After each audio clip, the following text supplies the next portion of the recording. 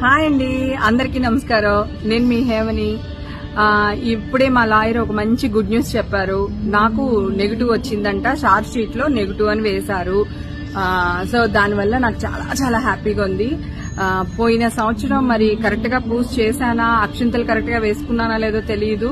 ఒకవేళ చంద్రుని చూసుంటాను, పోయిన సంవత్సరం నీలాపి నిందలు పాలయ్యాను. సో ఇంకా కొంతమంది ఇంకా నిందలు వేయడానికే ట్రై చేస్తున్నారు. నేను అందుకే ఇమ్మీడియట్ గా ఈ వీడియో పెట్టడానికి కారణం కూడా అదే. నాకు అఫీషియల్ గా కూడా నేను చేయించుకున్న టెస్ట్ లో ఆల్రెడీ నెగిటివ్ వచ్చింది, మీ అందరికీ తెలుసు. ఇప్పుడు అఫీషియల్ గా కూడా నా చార్జ్ షీట్ లో హేమకి నెగిటివ్ వచ్చిందనే వేస్తున్నారు. ఓకేనా, అదే కోర్టులో సబ్మిట్ చేశారు. కాకపోతే ఒక ఛానల్ వాళ్ళు మాత్రం పాతదే పట్టుకుని హేమకి పాజిటివ్ వచ్చింది, చార్జ్ షీట్ లో పాజిటివ్ వేశారు అని మాట్లాడుతున్నారండి. చార్జ్ షీట్ నా చేతికి వచ్చిన తర్వాత ఒక్కొక్కళ్ళ పని చెప్తాను. ఎవరిని వదలనండి నేను. రాత్రికి నాకు ఈ మర్యాద ఈ పేరు రాలేదు. హేమక్క అనే ఒక బిరుదు నాకు రాలేదండి. ఎంతో కష్టపడితే వచ్చింది. సో దాన్ని ఎవ్వరు నా జోలికి వచ్చినా కూడా నేను ఊరుకోను, నేను దాన్ని భరించను. యూట్యూబ్ ఛానల్స్ వాళ్ళకి కూడా చెప్తున్నానండి, దాంట్లో నెగిటివ్ వచ్చింది, అఫీషియల్ గా కూడా నెగిటివ్నే వచ్చింది. నెగిటివ్ వచ్చిందని పబ్లిసిటీ ఇవ్వడం మానేసి పిచ్చి పిచ్చిగా ఏదో మాట్లాడుతున్నారు.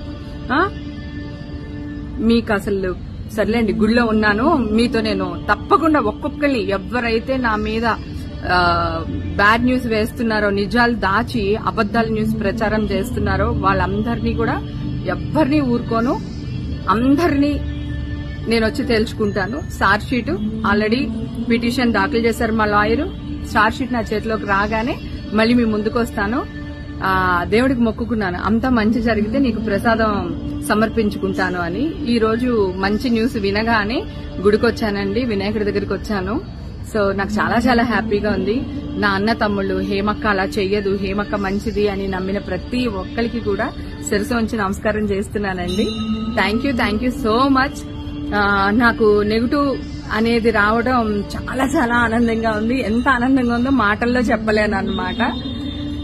చాలా థ్యాంక్ యూ సో మచ్. మీరు ఎప్పుడు నన్ను ఇలాగే బ్లెస్ చేయండి, హేమక్క నవ్వుతూ ఉండాలి అని. హేమక్కని నమ్మారు మీరు, మీ నమ్మకాన్ని ఎప్పుడు వమ్ము చేయను.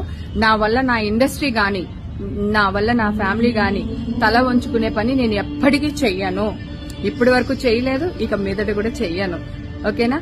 Thank you so much.